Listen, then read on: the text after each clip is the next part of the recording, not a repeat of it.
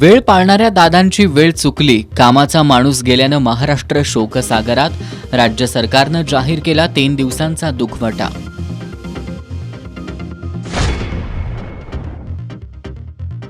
उपमुख्यमंत्री अजित पवार यांच्या विमानाला अपघात का घातपात?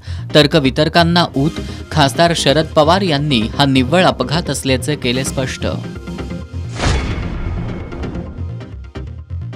काँग्रेसचे विधान परिषदेतील गटनेते आमदार सतेज पाटील यांच्यासह जिल्ह्यातील नेत्यांनी उपमुख्यमंत्री अजित पवार यांच्या निधनाबद्दल व्यक्त केला शोक.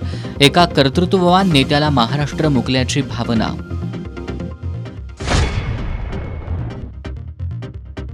उपमुख्यमंत्री अजित पवार यांच्या पार्थिवावर उद्या बारामतीत शासकीय इतमामात होणार अंत्यसंस्कार. पंतप्रधान नरेंद्र मोदी, गृहमंत्री अमित शहा अंत्यदर्शनासाठी उपस्थित राहणार. आणि उपमुख्यमंत्री अजित पवार यांच्या निधनाची माहिती मिळताच कोल्हापुरातील सर्वपक्षीय नेत्यांनी प्रचार थांबवत दाखवली संवेदनशीलता.